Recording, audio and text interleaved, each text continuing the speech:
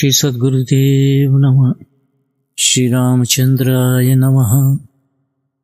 भगवान श्री राम ने प्रेम का स्वरूप बतलाया है।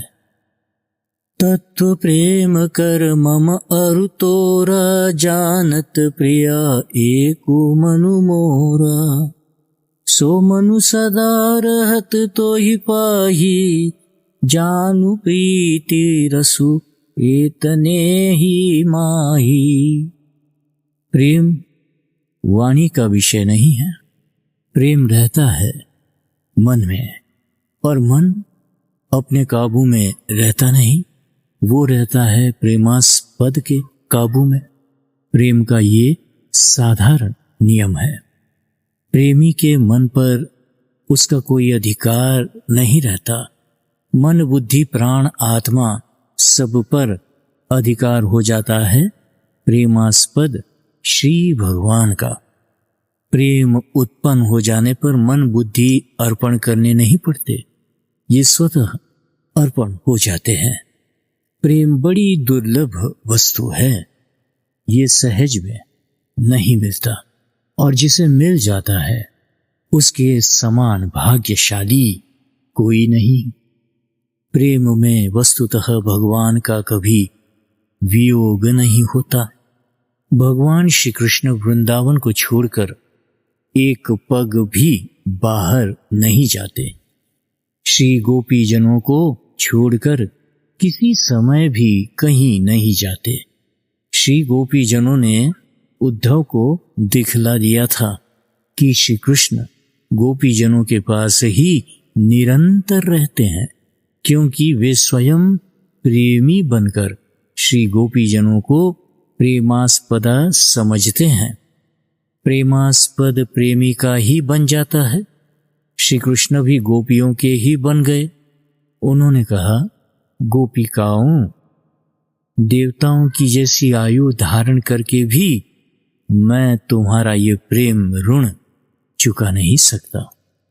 प्रेम का ऋण चुकाने के लिए भगवान के पास कुछ भी नहीं रहता, पर प्रेमी उन्हें ऋणी नहीं बनाता।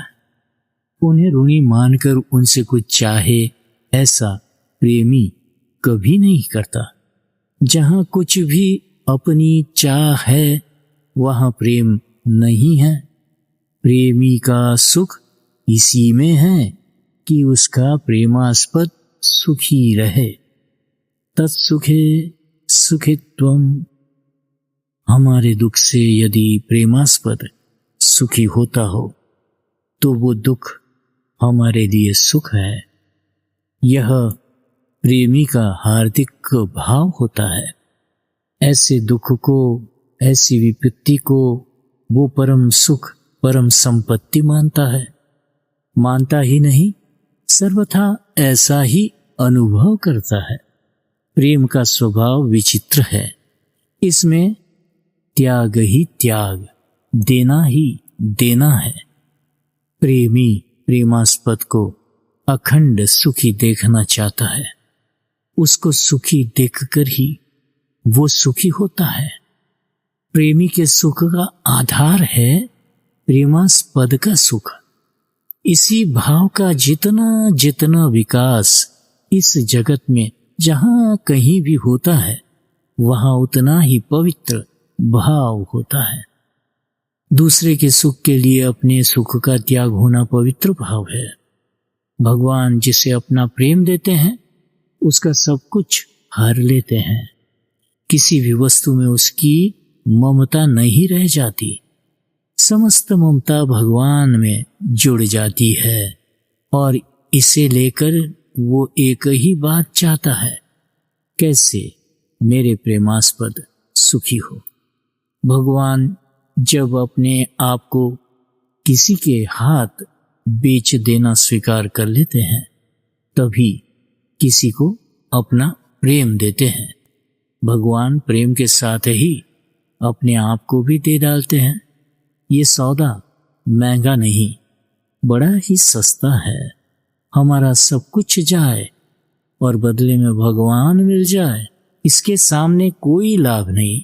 ये परम लाभ है। बुद्धिमान जन प्रेम के लिए मोक्ष को भी भगवत चरणों में समर्पित कर देते हैं। भगवान मोक्ष देना चाहते हैं, पर प्रेमी जन उसे स्वीकार नहीं करते। जय सिया राम, जय सद्गुरुदेव।